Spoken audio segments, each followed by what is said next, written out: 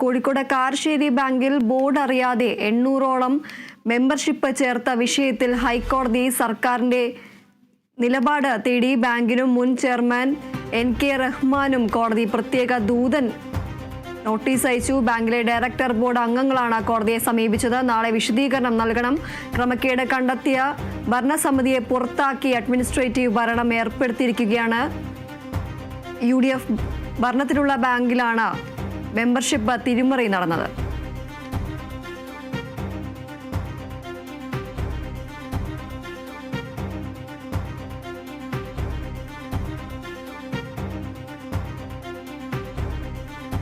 Kozhikode Karassery ബാങ്കിലാണ് board അറിയാതെ 800ഓളം membership ചേർത്ത വിഷയത്തിൽ ഹൈക്കോടതി സർക്കാരിന്റെ നിലപാട് തേടിയിരിക്കുകയാണ്.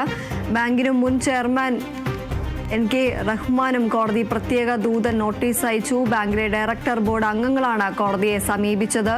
നാളെ വിശദീകരണം നൽകണം. ക്രമക്കേട് കണ്ടെത്തിയ ഭരണസമിതിയെ പുറത്താക്കി അഡ്മിനിസ്ട്രേറ്റീവ് ഭരണം ഏർപ്പെടുത്തിയിരിക്കുകയാണ്.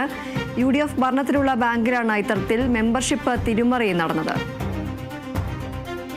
ഈ ഒരു വിഷയത്തിൽ നാളെ വിശദീകരണം നൽകണമെന്നാണ് നിർദ്ദേശം. ക്രമക്കേട് കണ്ടെത്തിയ ഭരണസമിതിയെ പുറത്താക്കി അഡ്മിനിസ്ട്രേറ്റീവ് ഭരണം ഏർപ്പെടുത്തിയിരിക്കുകയാണ്. UDF ഭരണത്തിലുള്ള ബാങ്കിലാണ് മെമ്പർഷിപ്പ് തിരിമറി നടന്നിരിക്കുന്നത്.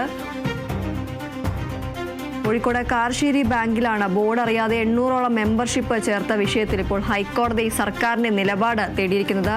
ബാങ്കിനും മുൻ ചെയർമാൻ NK റഹ്മാനും കോടതി പ്രത്യേക ദൂതൻ നോട്ടീസ് അയച്ചു. ബാങ്കിലെ ഡയറക്ടർ ബോർഡ് അംഗങ്ങളാണ് കോടതിയെ സമീപിച്ചിരിക്കുന്നത്. നാളെ വിശദീകരണം നൽകണം. ക്രമക്കേട് കണ്ടെത്തിയ ഭരണസമിതിയെ പുറത്താക്കി അഡ്മിനിസ്ട്രേറ്റീവ് ഭരണം ഏർപ്പെടുത്തിയിരിക്കുകയാണ്. UDF ഭരണത്തിലുള്ള ബാങ്കിലാണ് ഇത്തരത്തിൽ മെമ്പർഷിപ്പ് തിരിമറി നടന്നത്.